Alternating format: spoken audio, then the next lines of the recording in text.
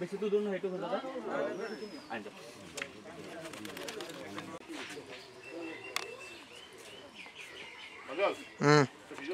জোয়ানা এবার আমার জীবনতে মাতিছিলে আমার বহুত ভয় লাগে বহুত অনুমান 100 200 300 এর নাম আছে হুসেন আলী কি হইছে এটা হুসেন আলী এতিয়া আমি ফোন মারছিলো এই হুনকালে ফোন মারছি হুসেন আলীর মোবাইলত তার লগত যিগিটা লড়া আছিলে হেগিটা কামত যোৱা নাই আর হুসেন আলী কামত গৈছিলে কামত যাওয়ার পিছত হি রিসিভ করছে ফোনটো আমি কইলাম হুসেন আলী কত কো পানির তলত অভদ্র হয়ে আছে 2 ফুট পানি উপরত উঠিছে 2 ফুট হয়ে গল পানি এতিয়া হি মৃত্যু আছে আর এতিয়া মৃত্যু করছে এতিয়া আমার লাশখন লাগে সরকার তার বিড়ম্বনে অনুরোধ যাতে আমার লাশখন উলাই দিয়ে আমি যে সাইসেন্টি আমার কামটো করব পারো আপনি কেতিয়া কাম কৰিব গৈছিল কেতিয়া আহিছে আৰু আমি যোৱা বছৰ কাম কৰিব গৈছো এই বছৰ যোৱা নাই এই বছৰত হিহঁতে গৈছে 7 দিন হ'ল আৰু 7-8 দিন হ'ল গৈছে যাই হিহঁতে মিত্ৰ আৰু হাবদি লৈছে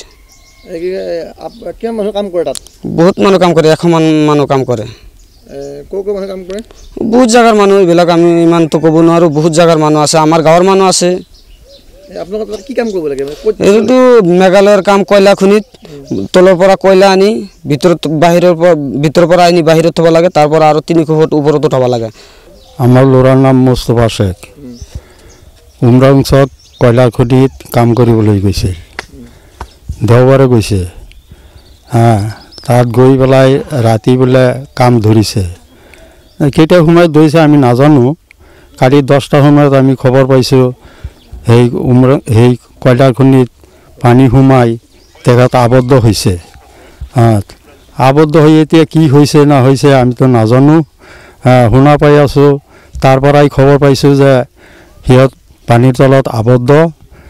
এতিয়াতো মৃত্যু হৈছে আমি সেইটোই জানিব পৰা গৈছে এতিয়া তেখেতৰ কাৰণে আমি চৰকাৰৰ পৰা আহ্বান জনাও যে আমাৰ সেই লাশটো উলিয়াই দিয়ে আৰু তেখেতৰ পৰিয়ালটোৰ বিষয় চৰকাৰে কিবা এটা চিন্তা চৰ্চা কৰে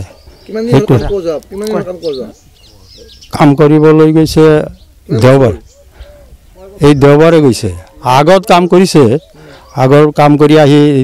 3-4 বছৰ নাযায় কিন্তু আকৌ এই যে দেওবাৰে গৈছে এই যোৱা দেওবাৰে গৈছে তাত গৈ পেলাই মানে ৰাতি শুনা পাইছোঁ যে কামত সোমাইছে আমি আকৌ 10টা সময়ত খবৰ পাইছোঁ যে তেখেত পানীৰ তলত আছে আমি এতিয়া বিচাৰি চাইছোঁ যে আমাৰ লাশটো চৰকাৰে যেনেকৈ হোক উলিয়াই দিয়ে চৰকাৰৰ পৰা আৰু তেখেতৰ পৰিয়ালটোৰ বিষয়ে কিবা এটা চৰকাৰে চিন্তা চৰ্চা কৰে মেঘালয় গৈছিল কয়লা খনিত গৈছিলে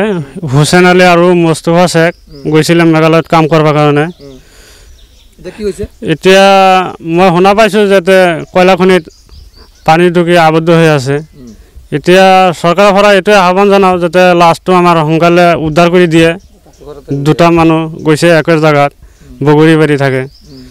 আমি সেইটোৱে চৰকাৰৰ পৰা আহ্বান জনাওঁ যাতে সোনকালে লাশটো উদ্ধাৰ কৰি দিয়ে কাম কৰিছোঁ 1 বছৰ আগত গৈছিলোঁ এতিয়া